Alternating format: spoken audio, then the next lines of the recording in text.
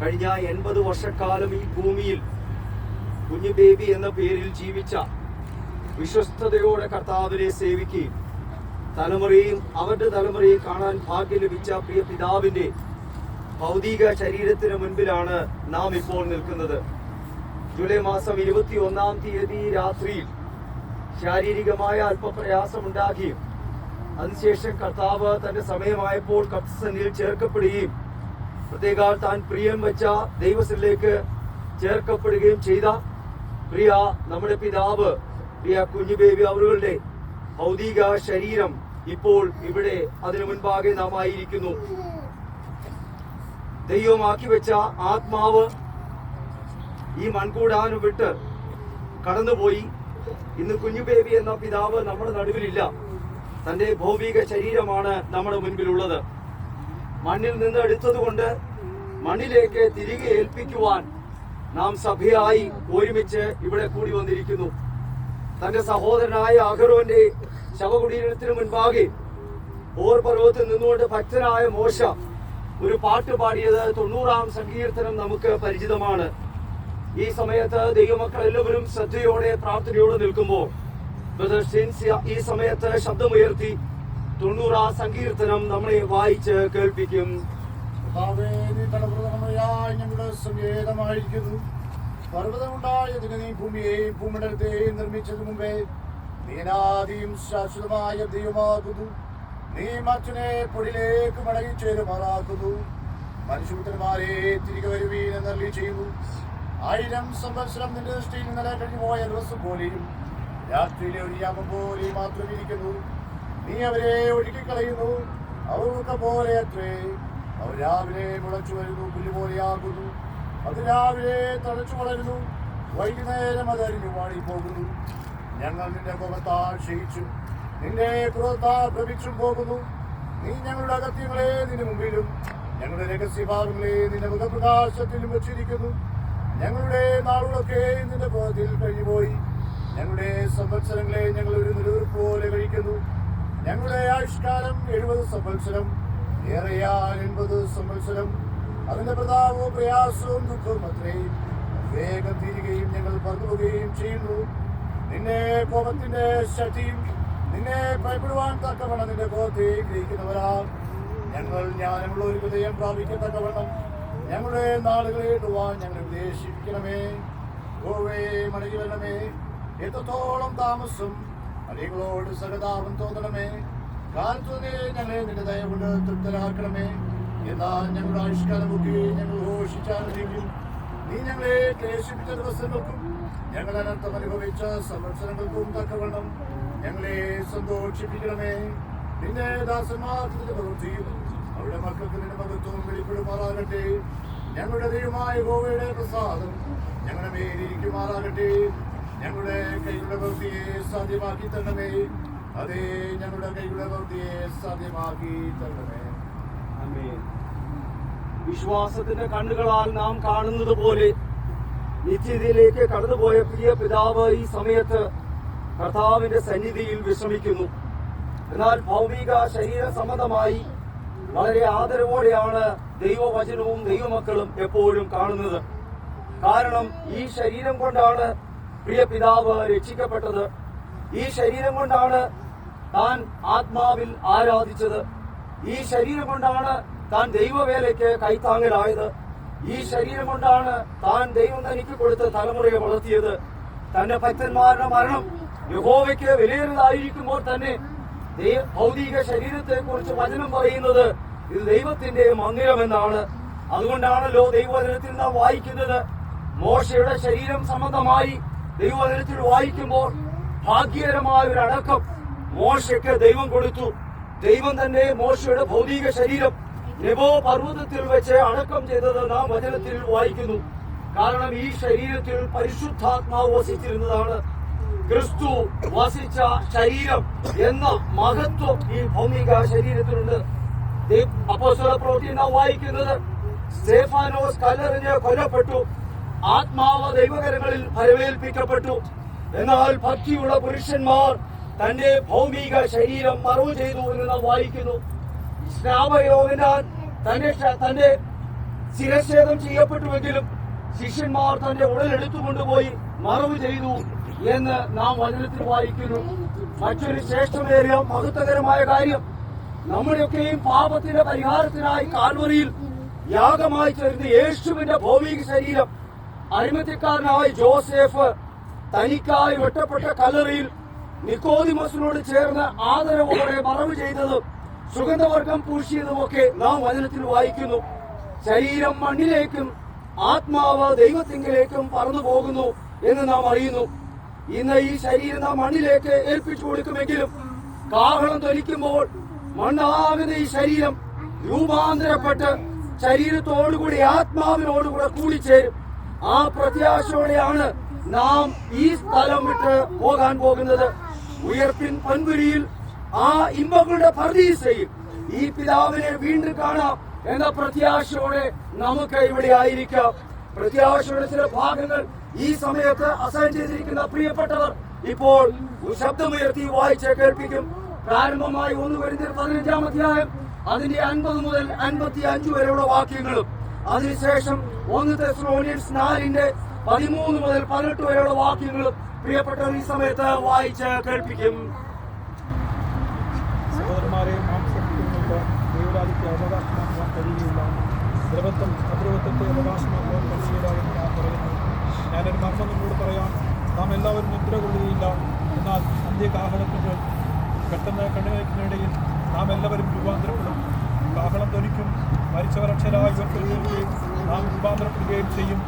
ഈ ദ്രവത്വമുള്ളത് അദ്രവത്വത്തെയും ഈ മർത്യമായത് അമർത്യത്വത്തെയും ധരിക്കണം.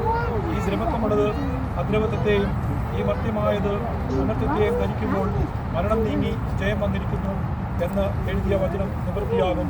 ഹേ മരണമേ, നിന്റെ ജയം എവിടെ?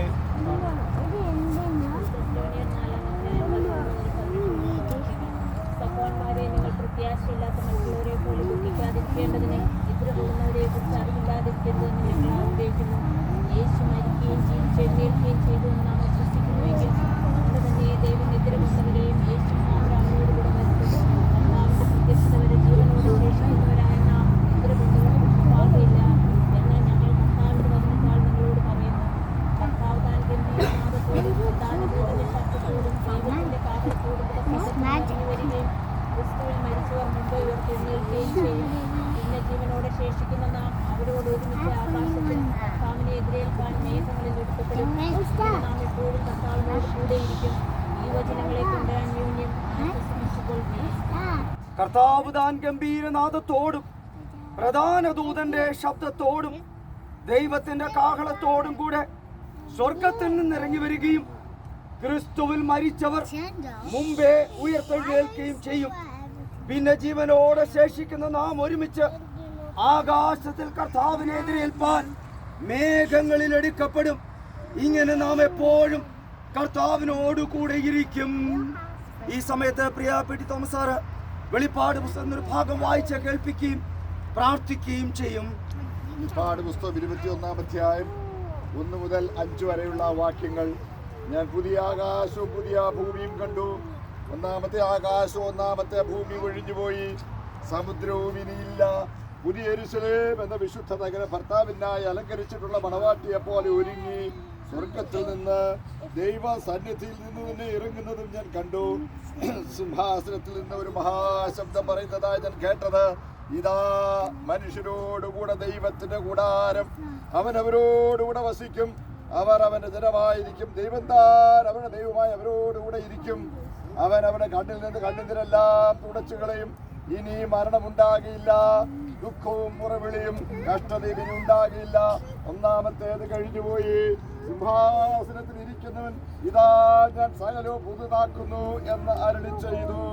എഴുതുക, ഈ വചനം വിശ്വാസയോഗ്യവും സത്യവുമാകുന്നു എന്നും അവൻ കൽപ്പിച്ചു.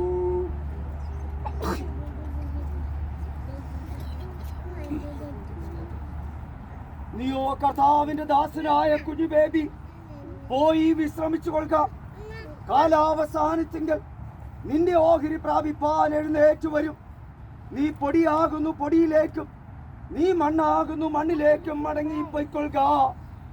കേരള പെന്തക്കോസ്ത് അസംബ്ലി എഡ്മണ്ടിലുള്ള ദൈവമക്കളുടെ എല്ലാ ആദരവോടും എല്ലാ ദൈവദാസന്മാരുടെയും ആദരവോടും കുടുംബത്തിന്റെ ആദരവോടും കൂടെ ഈ മൃതശരീരം പിതാവിന്റെയും പുത്രന്റെയും പരിശുദ്ധാത്മാവിന്റെയും നാമത്തിൽ ജീവനുള്ളവർക്കും മരിച്ചവർക്കും പിതാവായ ദൈവത്തെ സാക്ഷി നിർത്തി, വിശുദ്ധ ദൈവസഭയെ സാക്ഷി നിർത്തി ഈ മണ്ണിൽ സംസരിച്ചു കൊള്ളുന്നു, വിശ്രമിക്കുന്നു, വീണ്ടും സംസ്കരിച്ചു കൊള്ളുന്നു.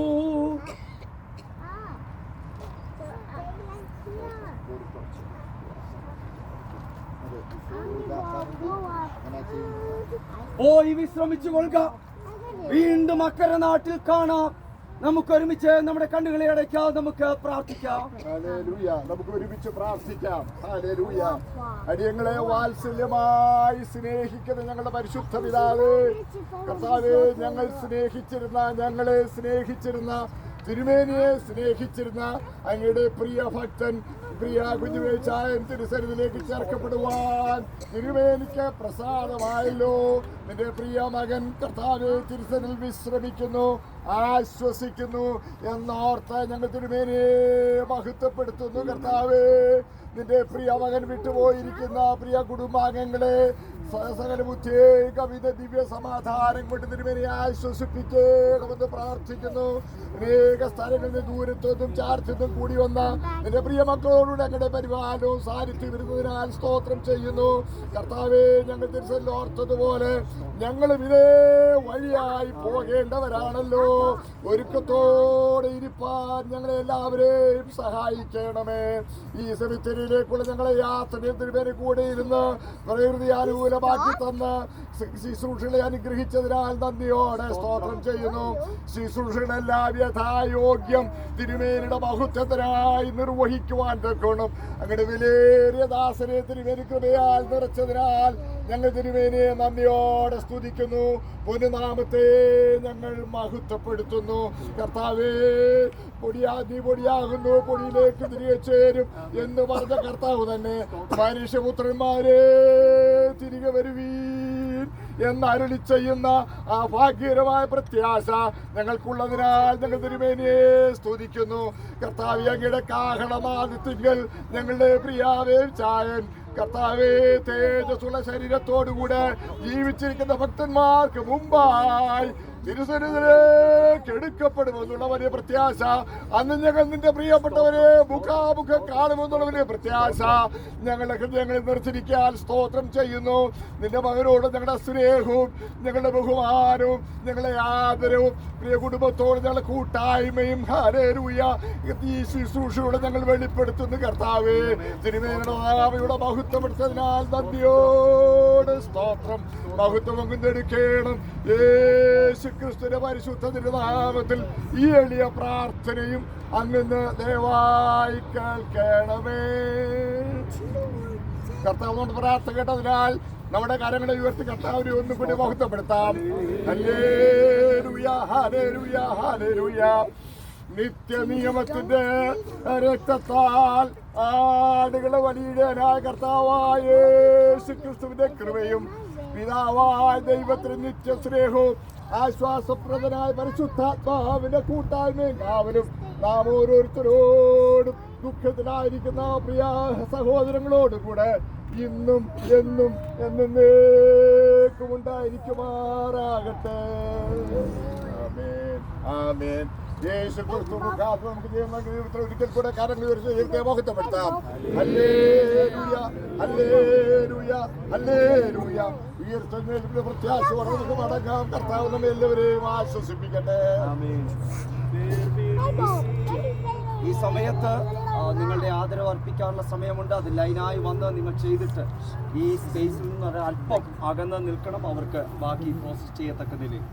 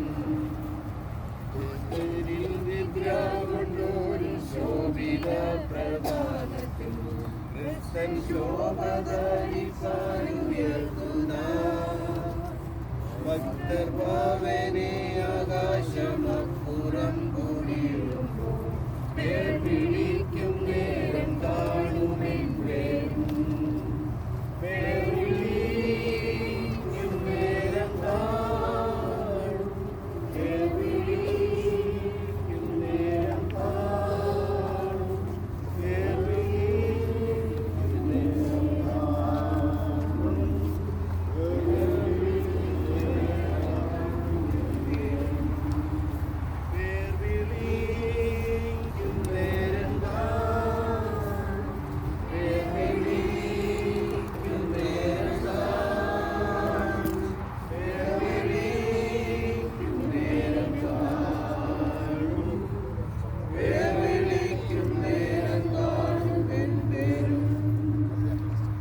നമ്മൾ ഇവിടെ നിന്ന് എല്ലാവരും നമ്മുടെ ചർച്ചിലേക്കാണ് പോകുന്നത്. ചർച്ചിന്റെ അഡ്രസ്സ് എബിവേറോ അല്ലെങ്കിൽ ഞങ്ങളെ ആരെയും കൺസൾട്ട് ചെയ്താൽ കിട്ടും. ചർച്ചിലേക്ക് കടന്നു പോകുക. അവിടെ ചില ഭക്ഷണത്തിന്റെ ക്രമീകരണങ്ങൾ ചെയ്തിട്ടുണ്ട്. കുടുംബങ്ങൾ അത് ചെയ്തിട്ടുണ്ട്. നിങ്ങളെല്ലാവരും ആ കാര്യത്തിൽ സഹകരിക്കണമേ. അത്യാവശ്യമായി ഇവിടെ നിൽക്കേണ്ട പ്രിയപ്പെട്ടവർ മാത്രം ഇവിടെ നിൽക്കും. ബാക്കിയുള്ളവർക്ക് അങ്ങോട്ടേക്ക് കടന്നു പോകാനുള്ള അവസരം ഉണ്ടായി.